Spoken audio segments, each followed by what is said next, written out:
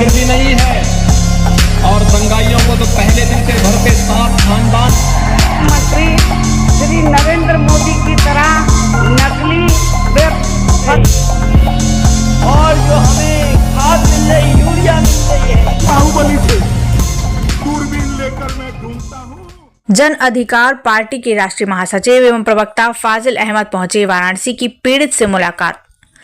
जन अधिकार पार्टी के राष्ट्रीय महासचिव एवं प्रवक्ता फाजिल अहमद ने कहा कि उत्तर प्रदेश की वाराणसी का यह मामला मुसलमान से ज्यादा भ्रष्टाचार से जुड़ा है।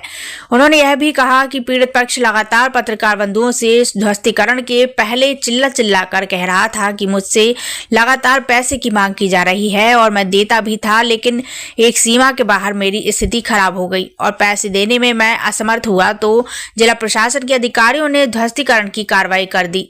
पीड़ित पक्ष के इस बयान से यह प्रमाणित तब हुआ जब एक जिला स्तर के अधिकारी ने अपने सिर से होटल मालिक के पेट पर प्रहार किया। उसके बावजूद बगल में खड़े सिपाही की लाठी छीनकर पैर को मारकर तोड़ दिया।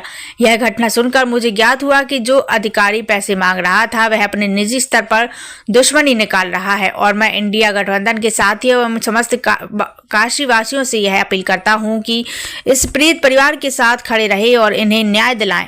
कहीं ऐसा ना हो कि इसके शिकार आप में से कोई हो। स्टार न्यूज़ प्लस के लिए उत्तर प्रदेश की वाराणसी से रोहित सेठ की रिपोर्ट।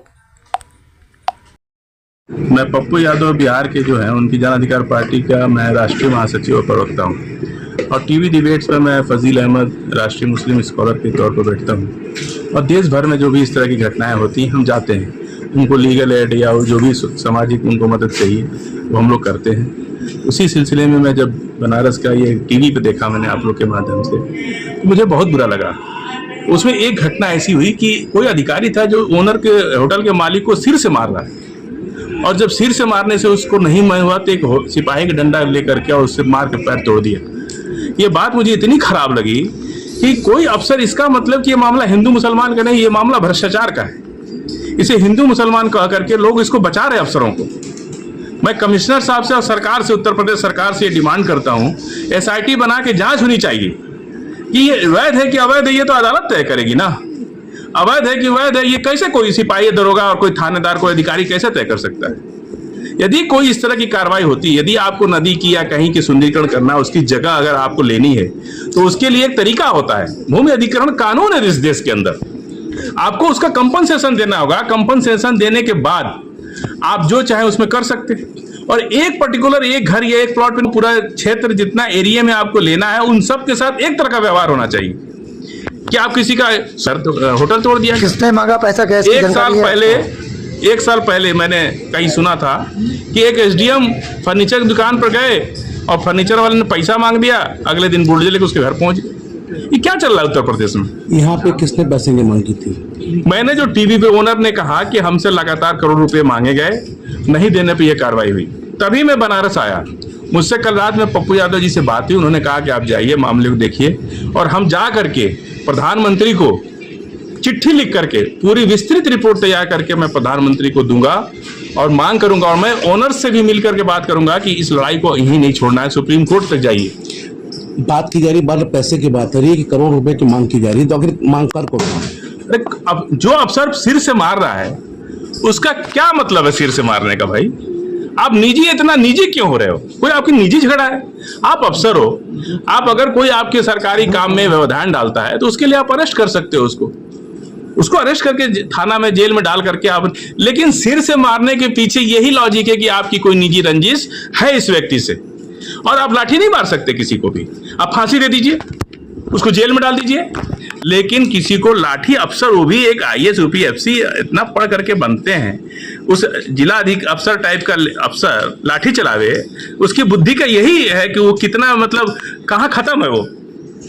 जिस तरह से एक इतने बड़े होटल के मालिक की जब आबरू सुरक्षित नहीं है, ये लोग आदत पड़ गई है ठेला वालों, खुंचा वालों को लाठी से मारना, उनको अपमानित करना।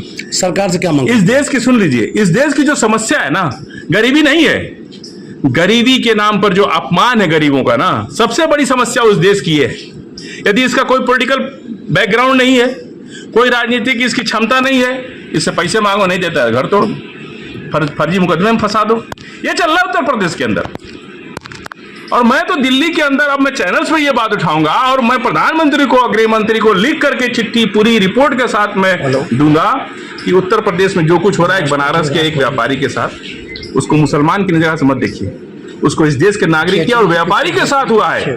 इस पूरे बनारस का सिर्फ मुसलमान नहीं, हिंदू, मुसलमान, सिख, ईसाई सबको इस व्यक्ति के साथ खड़ा होना चाहिए, क्योंकि ये बनारस का नागरिक है, बनारस का भाई है ये। इसको हिंदू मुसलमान से नहीं, आज इन पर आएगी, कल सब पर आएगी। करोड़ रुपए की मांग हो रही है, सबसे हो रही है, सभी लोग पैसे दे रहे हैं, इन्होंने मना कर दिया देने से। और ये सबका टाइम आएगा।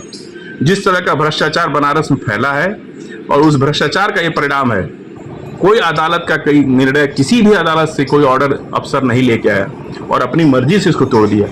आखिर न्यायालय फिर बंद कर दीजिए, जजेस का क्या काम है फिर?